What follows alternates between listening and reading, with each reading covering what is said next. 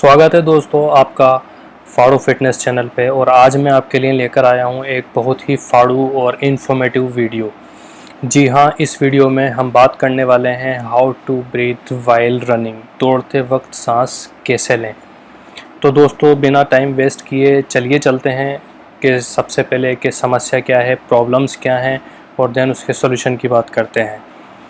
तो प्रॉब्लम है कि दौड़ते वक्त सांस का भरना या सांस का फूलना। दोस्तों अगर आप भी दौड़ना चाहते हैं या दौड़ते हैं और कुछ ही दूर दौड़ते वक्त आपका सांस भर जाता है, आप में एनर्जी नहीं रहती और सांस लेने में परेशानी आती है और आप रुक जाते हैं, आगे दौड़ा नहीं जाता, तो बिल्कुल ये वीडियो आपके लिए है। और मुझे उम्मीद है कि जब आप ये पूरा वीडियो देख लेंगे तो आपकी प्रॉब्लम का सॉल्यूशन यहीं होने वाला है। तो चलिए सबसे पहले अपन देखते हैं कि कॉमन प्रैक्टिसेस क्या हैं, कॉमन मेथड क्या हैं सांस लेने के। तो सबसे पहला मेथड है जो लोग यूज़ करते हैं रनिंग के वक्त सांस लेने के लिए, वो है नाक से सांस लेना और नाक से सांस छोड़ना। दोस्तों ये टेक्निक बिल्कुल गलत है, क्योंकि अगर आप नाक से सांस लेते हैं और नाक से ही छोड़ते हैं तो आप एक इस तरीके से सांस लेते हैं जैसे एक नॉर्मल दिनचर्या एक्टिविटीज़ में आप सांस लेते हैं, तो आपकी बॉडी को उतनी ऑक्सीजन नहीं मिल पाती। ऑक्सीजन नहीं मिल पाएगी तो आपकी बॉडी में एनर्जी नहीं रहेगी और ऑक्सीजन की कमी से आप थक जाएंगे और सांस फूलने लगेगी। दूसरा है मेथड मुंह से सांस लेना और नाक से सांस छोड़ना। दोस्तों अगर आप मुंह से सांस लेते हैं और नाक से छोड़ते हैं तो मैं आपको बता दूं कि ये भी मेथड गलत है। आपका गला है, जो थ्रोट है, वो चोक हो जाएगा। मुंह से सांस लेंगे, थोड़ी दूर भागते ही आपका गला बिल्कुल सूख जाएगा और आप भाग नहीं पाएंगे, क्योंकि ब्रीदिंग टेक्निक गलत होती है। क्योंकि ब्रीदिंग का मतलब ये है कि अगर आप ऑक्सीजन लेते हैं और कार्बन डाइऑक्साइड एक्सहेल करते हैं, आप मुंह से सांस लेते हैं आप, तो आप ऑक्सीजन इंटेक तो कर रहे हैं, बट अगर नाक से छोड़ेंगे तो CO2 एक्सपेल नहीं कर पा रहे आप, कार्बन डाइऑक्साइड उतनी नहीं छोड़ पा रहे। तो अल्टीमेटली सांस लेने का यानी कि सांस लेने और छोड़ने की प्रक्रिया है वो डिस्टर्ब हो जाती है। तो आप पूरी ऑक्सीजन नहीं ले पाएंगे, क्योंकि पूरी हवा निकलना, बाहर निकलना भी ज़रूरी है, तभी तो आप एक नई ऑक्सीजन ले पाएंगे अंदर। तो ये टेक्निक भी फेल हो जाती है। तीसरी टेक्निक आती है नाक से सांस लेना और मुंह से छोड़ना। ये टेक्निक अच्छी है मगर बेस्ट नहीं है। इस टेक्निक में आप क्या करते हैं कि आप नाक से सांस लेना स्टार्ट करते हैं भागते वक्त और आप मुंह से छोड़ते हैं। तो आप थोड़ी दूर चलते हैं, थोड़ी दूर चलते हैं, थोड़ी देर भागते हैं, 1 किलोमीटर भागते हैं या उससे थोड़ा सा ज़्यादा भागते हैं, तो आप में क्या होता है कि आपके जो लंग्स हैं वो एक्सपेंड नहीं हो पाते। लंग्स एक्सपेंड नहीं होंगे तो ऑक्सीजन आपके लंग्स में नहीं जाएगी, और ऑक्सीजन अगर आप इनटेक, आपकी बॉडी को जितना चाहिए उतना ऑक्सीजन अगर आपकी बॉडी में नहीं पहुंचेगा तो आपकी एनर्जी नहीं रहेगी, एग्जॉस्ट हो जाएंगे आप और आपका सांस भरने लगेगा। क्योंकि ऑब्वियसली बात है, अगर अगर ऑक्सीजन नहीं मिलेगी तो आप सांस भर जाएगी और आप हाँफने लगेंगे।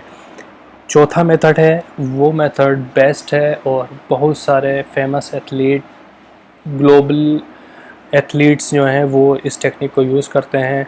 वो टेक्निक है नाक से और मुंह से दोनों से एक साथ सांस लेना और सांस छोड़ना। जी हाँ दोस्तों, जब आप सांस लेने के लिए और छोड़ने के लिए जब आप नाक के साथ आपके मुंह का सपोर्ट भी लग जाएगा तो आप ज़्यादा ऑक्सीजन ले पाएंगे और ज़्यादा सांस ले पाएंगे और ज़्यादा छोड़ पाएंगे। तो उससे ये होगा दोस्तों कि नाक से जब आप सांस लेंगे और मुंह से एक साथ सांस लेंगे तो आपको डायफ्राम का सपोर्ट मिलेगा।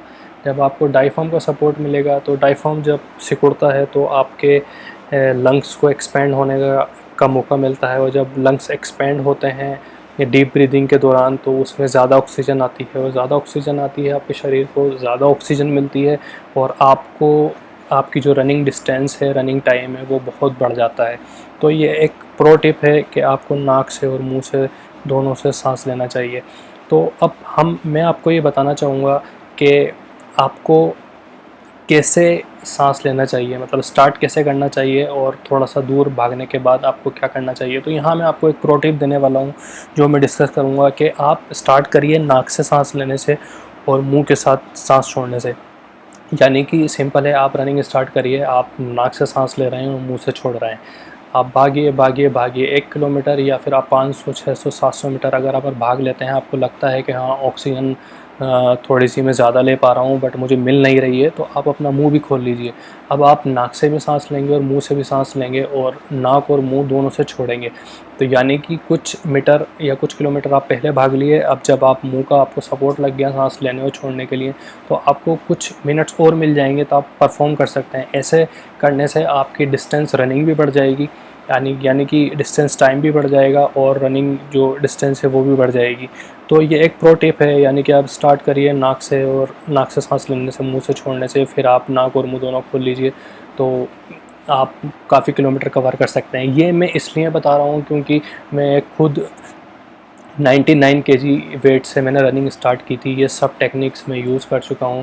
पहले मुझसे भी 200 मीटर भी नहीं भागा जाता था, बट मैंने ये टेक्निक यूज़ करी, तो अब मैं 5 से 6 किलोमीटर डेली भागता हूँ और मैं इजीली भाग लेता हूँ। तो एक चीज़ और मैं आपको इम्प्लीमेंट करने के लिए कहूँगा कि अगर आपने कभी सुना हो बेली ब्रीदिंग का, बेली ब्रीदिंग एक बहुत ही एडवांस और बहुत ही अच्छी टेक्निक है, बहुत ही सिंपल टेक्निक है। बेली ब्रीदिंग को डायफ्रामेटिक ब्रीदिंग भी बोलते हैं।